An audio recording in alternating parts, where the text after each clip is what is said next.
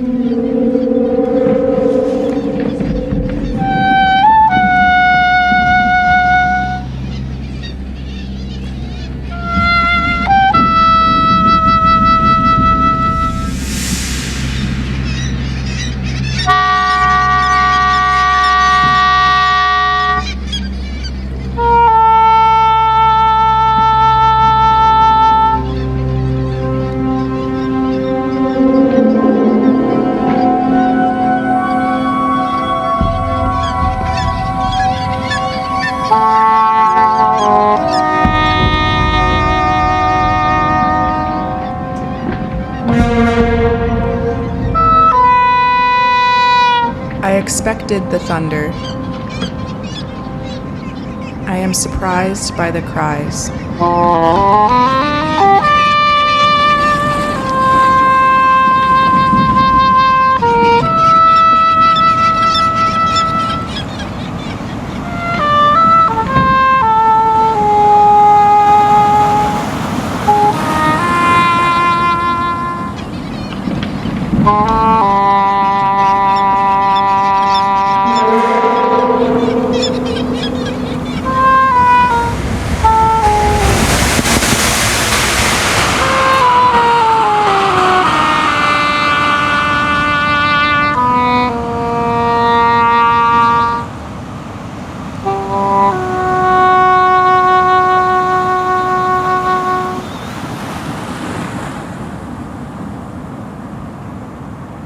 I feel guilty. It feels wrong to be so happy here. No, not just guilty. Beauty makes me sad now.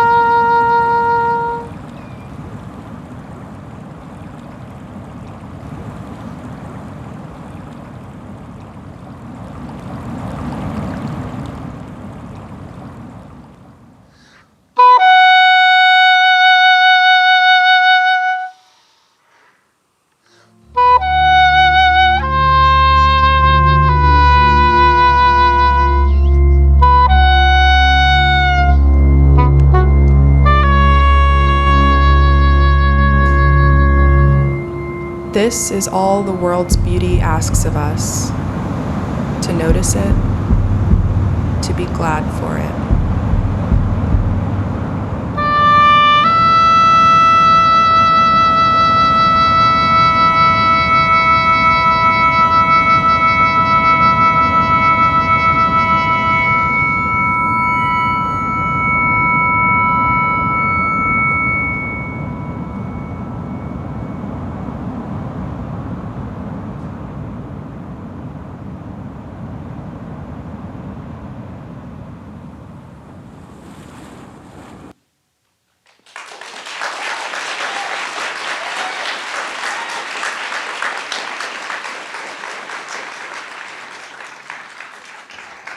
So pretty amazing.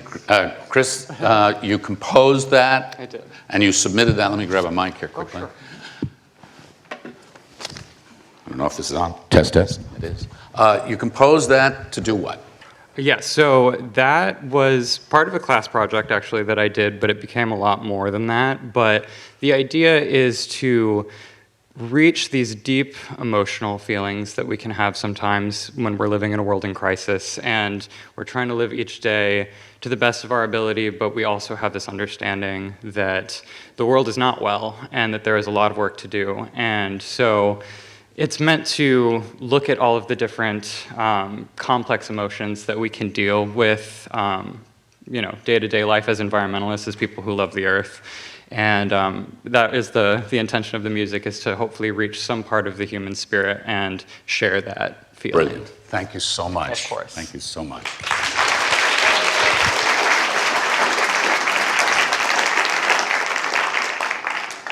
Music, sound, it has a powerful effect on us.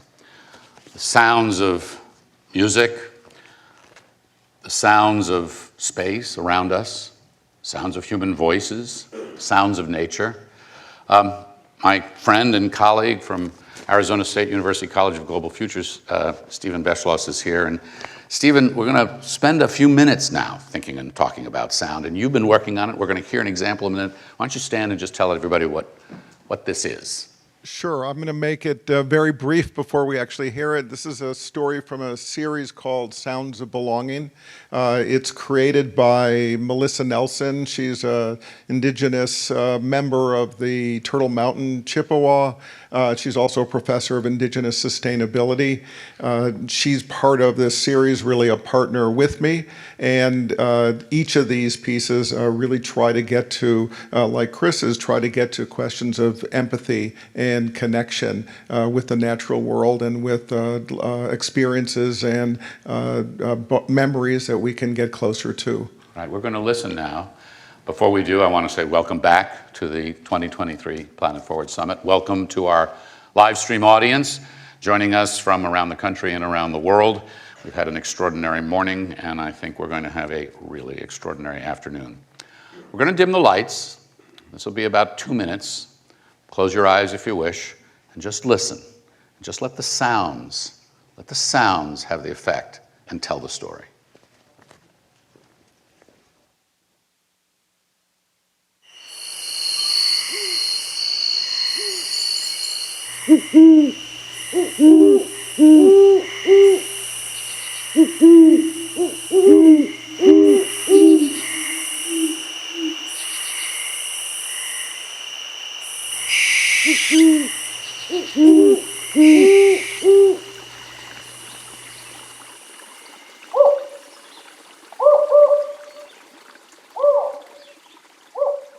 In the liminal space between winter and spring and day and night, the great horned owls hoot in the deep woods of Mount Tamalpais. Their syncopated timing is impeccable and sometimes punctuated by a crow, a sparrow, another owl, even the sharp bark of a spotted owl, a rare sound from an endangered species. For some reason, the spotted owl persists in this fragmented second and third growth redwood grove on the ancestral and contemporary lands of the Coast Miwok peoples on Mount Tamalpais. It's ironic they are protected somehow on the edge of the sprawling San Francisco Bay Area, sandwiched between commuter freeways and condos, and the wild shores of the Pacific Ocean. I think it's the contrast of the owl's persistent, urgent, and vibrant calls, and then the deep silence between their hoots, that gives me this feeling of home and belonging. Feeling of home and belonging. Stephen, tell us what you're working on and what you're doing with sound. So the first thing is that we're trying to create empathy. We're trying to give people a sense that if you listen, if you take the time to listen, if you develop the skill to listen in a deeper way, which means not just conversations with others, but to go out into the natural world, into various ecosystems and take time to listen, develop that skill to do it in an activated way, in a directed way that allows you to hear the world differently. If we do that, if we change the way we listen, I believe we can actually change the world, because the world will feel connected to us in a way that for many of us it doesn't. Sorry. Please. You're actually studying some of this? We are, and we're also, well, I'm working with Garth Payne is his name, and he does a lot of work in terms of acoustic ecology, and exactly explores this with all kinds of students to look at and experience sound. And it's, it's very much about, we tend to subordinate listening underneath seeing. And we think if we see things, then we understood it. This is a chance to change that dynamic where listening becomes an important skill that we have, an opportunity, but also that it becomes a storytelling opportunity to connect us and to then be able to share sounds in a specific way, and also, even as a writer, to be able to articulate what you experienced sounds like and meant. And so the series has actually been asking people, we've done many so far, but we really want to gather these stories from all over the world, and it's a very simple request. It's two things. Record a sound in a place that you love, and then share your story about why that place is so meaningful to you, how it creates a sense of belonging. It's great. You're doing a workshop tomorrow focusing on this. You want to tell folks about that? Well, we're going to explore a lot of these same things. We're going to share more of stories sort of like the one that we heard from Melissa. We're also going to explore, I hope with the group that's there, maybe some people have already brought stories with them, but we're also going to explore a little bit more of these different approaches to listening, the skill that you can develop, but also begin to think about what story would you want to tell using sound, using memory, using the places that you might record from, and then how you begin to articulate that in words. Great. Thank you very much. And thank you for that soundscape. Who in the room listens to podcasts? That's pretty much everybody. Who in the room has ever heard of NPR? Good, that's pretty much everybody.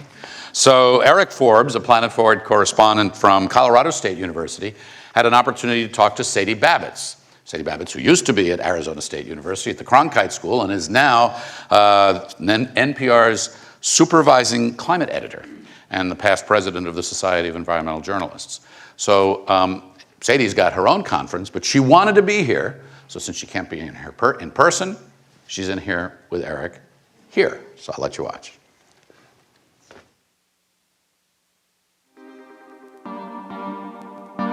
Hi, Sadie. Hi, Eric. It's good to be here. Great to have you. Can you tell us what you're doing at NPR? Oh, happy to. Yeah. So I'm the Supervising Climate Editor at NPR, and I work specifically with our climate desk at NPR and with member stations all across the country who are trying to tell this incredible story of our time. And that is, what does human-caused climate change mean for us, the implications, where do we go into the future, and how do we reduce heat-trapping gases? That's great. Can you tell us a little bit what goes into creating a compelling environmental radio segment or podcast?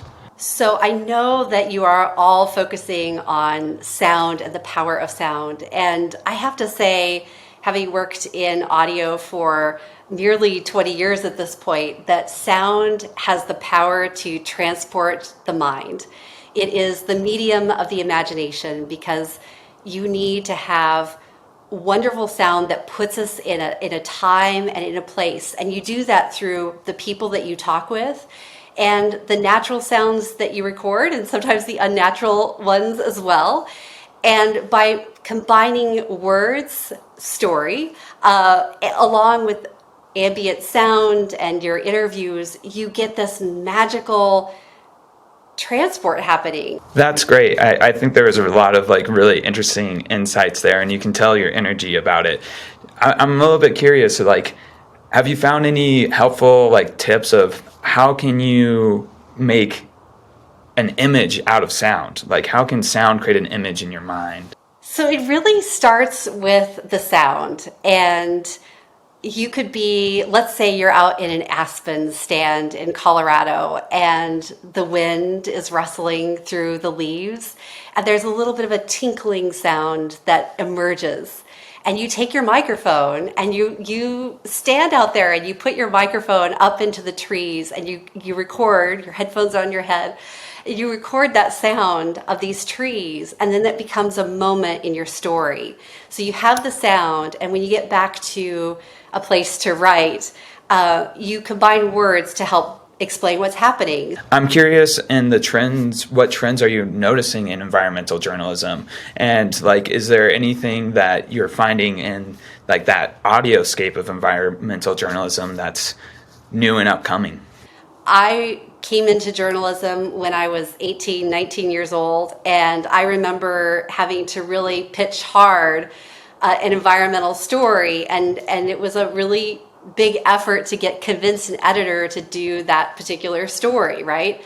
And today it's very, very different. I would say like within the last 5 years, climate journalism has become almost a field into itself, and we're seeing a really big rise, especially in the US, with journalists wanting to cover climate change.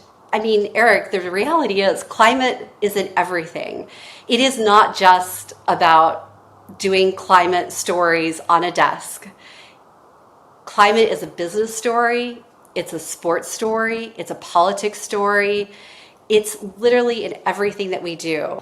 Yeah, I think that's really interesting. And I think going down that route of like environmental justice stuff a little bit and how that's covered, like what's NPR doing to encourage diverse voices through their environmental journalism? Eric, this is our North Star. It is so important at NPR and all media outlets that we really work to go beyond our usual sources. As journalists, we get our sources, right? And they can become our we trust them, we reach out to them, but they may not reflect our audience.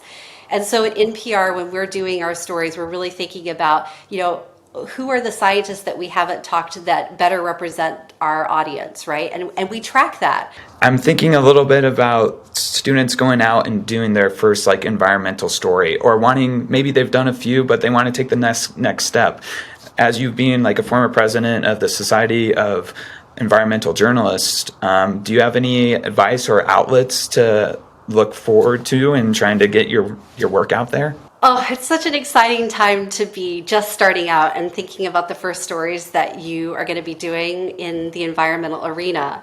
And the first thing I want to say, Eric, is let curiosity guide you, right? Just like we were talking about audio and the power of sound, curiosity to me is at the core of being a really good journalist. Like if you see a sign or you see something happening in your community or maybe an art exhibit, you're like, oh, that's really interesting. And it has this environmental tie to it.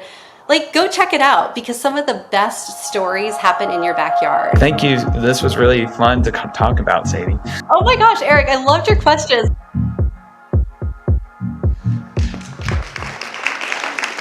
Is Eric where is Eric?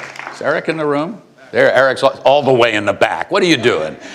Great interview, Eric, and I will look forward to talking to you some more later.